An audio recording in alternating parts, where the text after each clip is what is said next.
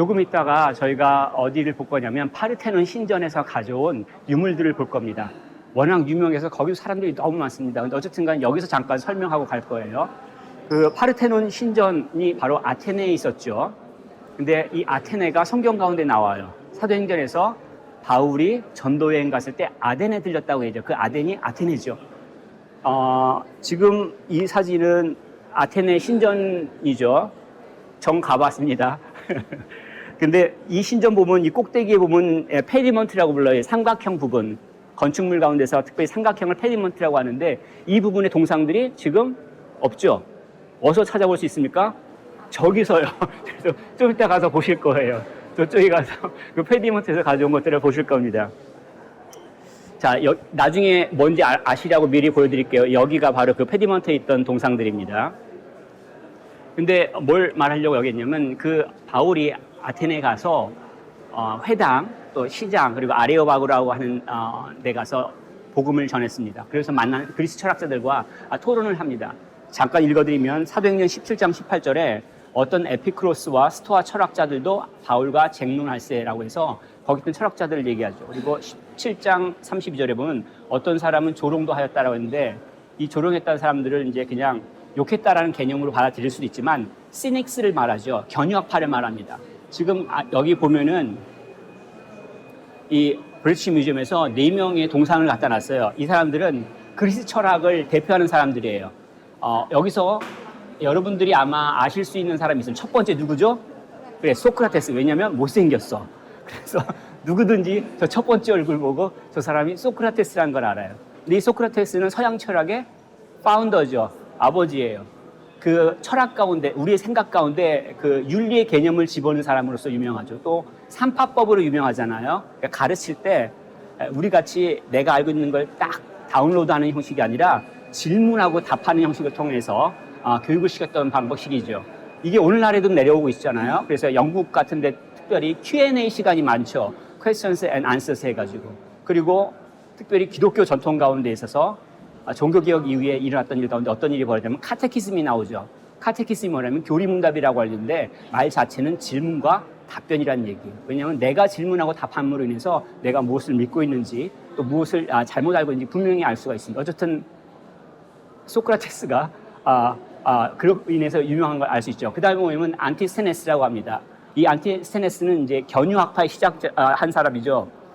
그러니까 우리나라로 말하면 개똥철학의 창시자. 왜냐하면 시닉이라고 하는 그 견유학파에서 시닉스가 그리스 말 시온 정확하게 기억이 안 나는데 비슷해요, 발음이. 그래서 이들을 개똥철학이라고 얘기합니다.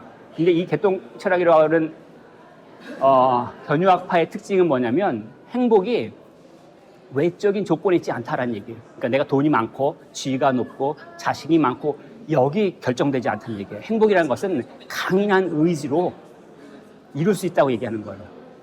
그 옛날 사람이 그런 얘기를 하는 거죠. 그래서 이제 유명한 사람 중에 하나, 이 안티스테네스도 있지만 이 견유학파 중에서 또 유명한 사람이 누구죠? 알렉산더 대왕하고 디오게네스라고 하는 철학자가 이 견유학파 중에서 또 유명하죠. 왜냐하면 길거리에서 살았어요. 예, 맞아요. 맞습니다. 그 사람이 있어가지고 알렉산더 대왕이 와가지고 내가 뭐 줄까? 나 알렉산더야. 그랬더니 뭐라고 얘기했어요? 비교봐. 나 햇볕 속에. 예. 견유학파의 그러한 특징을 나타내고 있죠. 외적인 조건에서 행복한 게 아니라 자신의 의지로서 자기가 좋아하는 것들을 택함으로 해서 즐거움을 누린다는 거죠. 그 이야기를 하고 있고, 그 다음에 이제 에피크로스죠. 마지막으로 순서상은 이렇게 갑니다. 이 에피크로스인데 이 쾌락주의죠. 우리 쾌락주의라고 말할 때 플레저라고 말할 수 있습니다. 그러니까 인생의 목적이 쾌락이에요. 즐거움을 최고 선이란 얘기예요. 근데 이 즐거움이 우리가 말하는 쾌락과 달라요.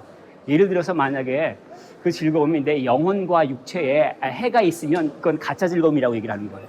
그래서 예를 들어서 술을 마시는데 그걸로 인해서 내가 다음날 아침 막 머리가 아프고 못해. 이거는 진짜 쾌락이 아니라는 얘기죠. 정원에서 꽃을 가꾸더라도 그것이 나의 영혼과 내 육신 가운데 도움이 된다면 그게 진짜 쾌락이라고 해서 그런 본질적인 것들을 추구했던 사람들이고, 그런 쾌락을 어떻게 추구할 수 있어? 어떻게 누릴 수 있냐면 이해를 통해서. 언더스탠딩을 강조하죠. 그러니까 쉽게 얘기하면 이성의 전 단계라고 말할 수 있습니다. 오늘날로 표현하면 이성을 좀 생각 좀 해봐.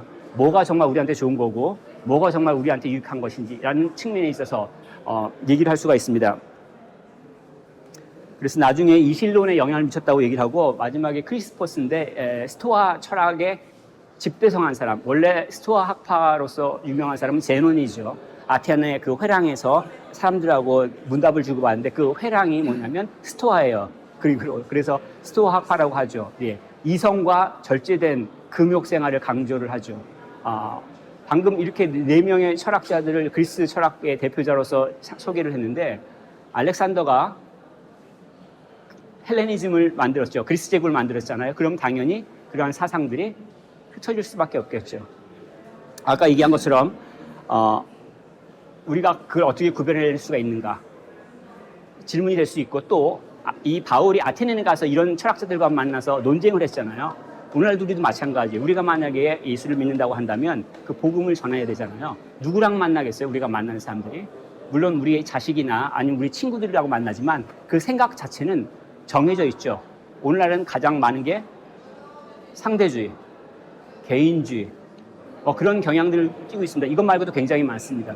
그런 것들을 어떻게 대할 수 있을까요? 복음을 믿는 사람으로서. 제가 여기서 다 답을 말하리라고 생각하지 마시고 관심 있으시면 혹시 얘기하셔도 괜찮고 나중에 때를 따라서 함께 나누면 좋겠습니다.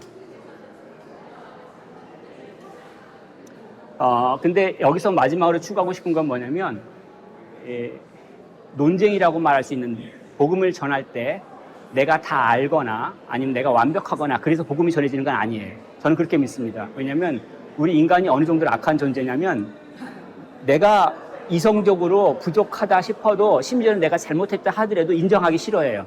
그게 우리의 본성이죠.